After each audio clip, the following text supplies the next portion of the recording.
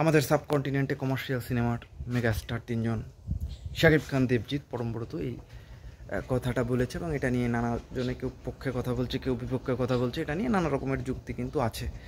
এখানে আমরা পজিটিভ অনেক কথা বলতে পারি, নেগেটিভ অনেক কথা বলতে পারি। তো যে কথাটা আমি আগেও বলেছি, এখনও যে কথাটা বলবো, যে দেখেন, সুপারস্টার এক জিনিস আর মেগাস্টার আরেক জিনিস, দুটো সম্পূর্ণ দুই রকমের ওয়ার্ল্ড।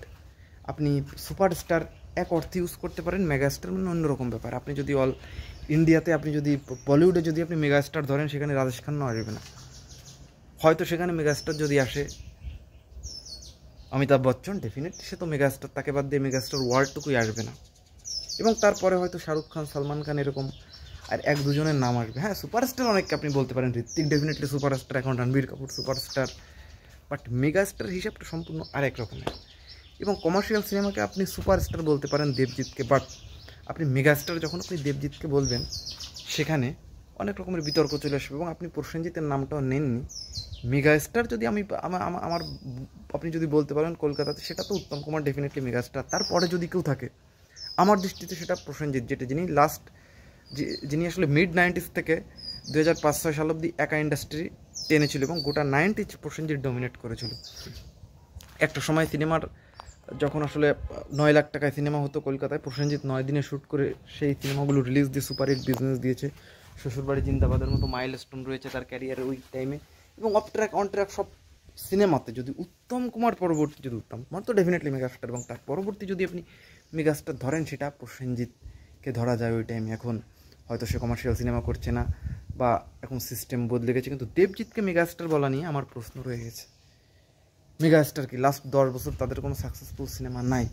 এবং ওই টাইমে তারা যখন হিট সুপার হিট দিয়েছে, তারা হ্যাঁ হয়তো 5-7 বছর নিজের স্টারডম ধরে রেখেছে, কিন্তু ওটা আমরা তাদেরকে সুপারস্টার, আমরা তো অমত করছি না যে দেবজিৎ সুপারস্টার, তারা সুপারস্টার পাত। মেগাস্টার এখানে প্রশ্ন আছে। শাকিব খান সম্পূর্ণ ভিন্ন গ্রহের একজন আর্টিস্ট বলতে হবে শাকিব খানের সঙ্গে। কারো এই সাবকন্টিনেন্টে বাংলা কমার্শিয়াল সিনেমাতে কারো তো কম্পারিজন চলবেই না। আপনি যদি বলেন বর্তমান সময়, আমি বলবো যে আপনার বোঝার ভুল আছে, আপনার চোখের সমস্যা আছে। আপনি হয়তো ইকুয়াল করার জন্য আপনি কারোর কাছে খারাপ হচ্ছেন না, দেবজিৎ তাদের ডিরেক্টর প্রডিউসারদের কাছেও আপনি ভালো হচ্ছেন না, বা শাকিব খানের ডিরেক্টর। তো এইসব মেকু বাদ দেন, এইসব মেকি ব্যবহার বাদ দিন ভাই। পয়েন্টে আসুন, শাকিব খান কী জিনিস? 25 বছর যার ক্যারিয়ারে, যত দিন যাচ্ছে, বয়স যত বাড়ছে, স্টারডম তত বাড়ছে, অ্যাজ লাইক রজনীকান্ত, কমল হাসান। তো শাকিব খান ওই পর্যায়ে চলে গেছে। আপনি রজনীকান্তের সঙ্গে কম্পারিজন করেন, আপনি কমল হাসানের সঙ্গে কম্পারিজন করেন, আপনি অজিত কুমার, বিজয়, সালমান খানের সঙ্গে কম্পারিজন করেন, that's okay. But megastar Shakib খানকে আপনি বললেন, সেখানে দেবজিৎ নিয়ে আসলেন, এটা মানি না। এবং দেবজিৎ মেগাস্টার, এটা আমি তো মানি না। আমি শুরুতে ভিডিওতে বলেছি দেবজিৎ মেগাস্টার, এটা আসলে অনেক রকমের ক্যালকুলেশন এখানে। মেগাস্টার অতটা ইজি না, মেগাস্টার সম্পূর্ণ আলাদা জিনিস। এবং শাকিব খান কী জিনিস, প্রিয়তমা, তুফান এবং তার হোল ক্যারিয়ার আপনি গ্রাফ অ্যানালাইসিস করলে বুঝবেন যে শাকিব খান শুধু মেগাস্টার না, তার থেকে যদি বড় কিছু থাকে, শাকিব খান সেই পর্যায়ে নিজেকে নিয়ে গিয়েছেন।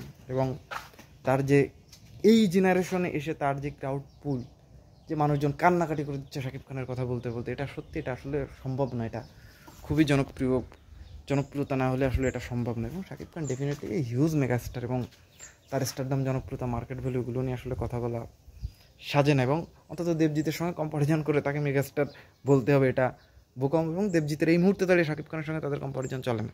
শাকিব খান অনেক উপরে চলে গেছে।